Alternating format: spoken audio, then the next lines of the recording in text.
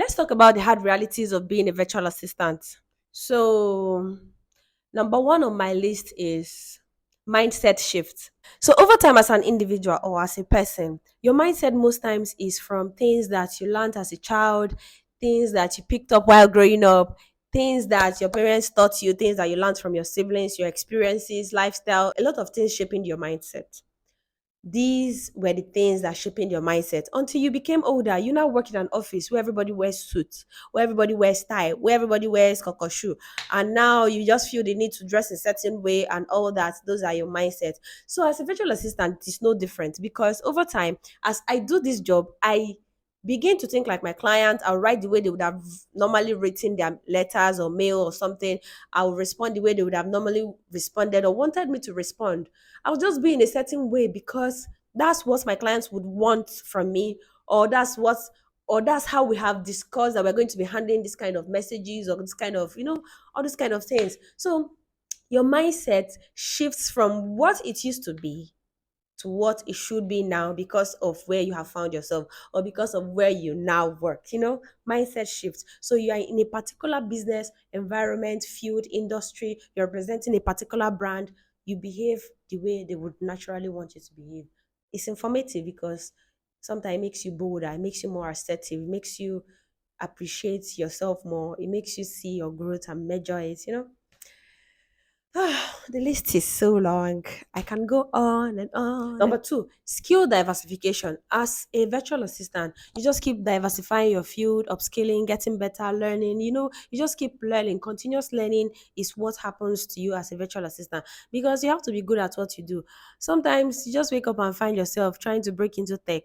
Another time you're out of there, you're in another space, you're just, skill diversification. For you to be good at whatever you're even doing in this world, you just have to upskill. You have to learn. You have to be on your game, on your A game, not even any game, your A game. Three, isolation. Ha! They don't used to allow this one. Isolation. You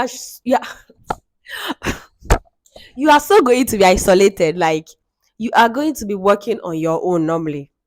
You are not going to be talking to anybody. So imagine waking up in the morning, bathing, sitting down, and working on your own. The only thing you interact with is your keyboard. The only thing you interact with is people that you don't know. The only people you interact with are people that you don't know. The only thing that you just do is just face your job and do it. To some people, it's good. It's a good thing.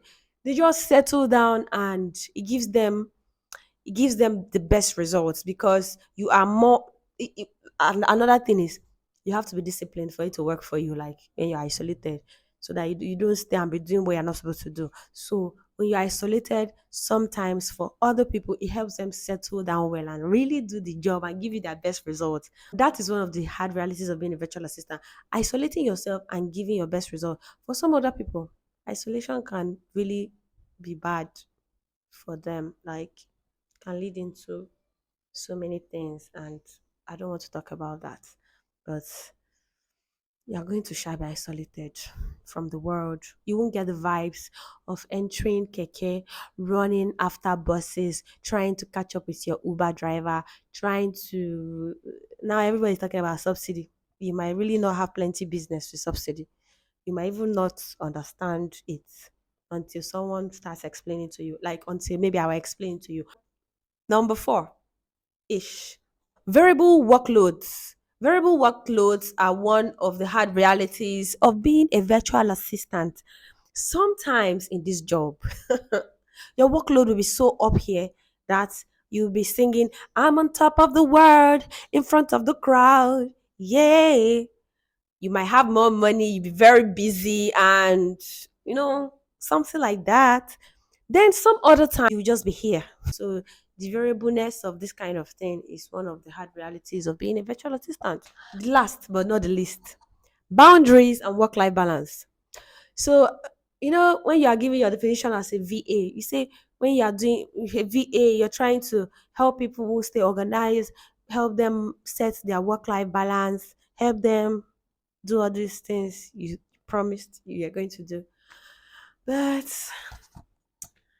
in reality, your own life won't have work life balance. Like you won't have your own work-life balance. You won't even see the lines to set boundaries because everything gets blurry sometimes for you. You won't even see clearly. You won't even be catching up with your own self. You plan that, oh, today I'm going to just work for 8 hours. I'm going to go work for 4 hours. I'm going to work for, okay, I'm going to break it into two. I'll work for the first 4 hours. I'll go and get what I'll eat, prepare something, come back, continue.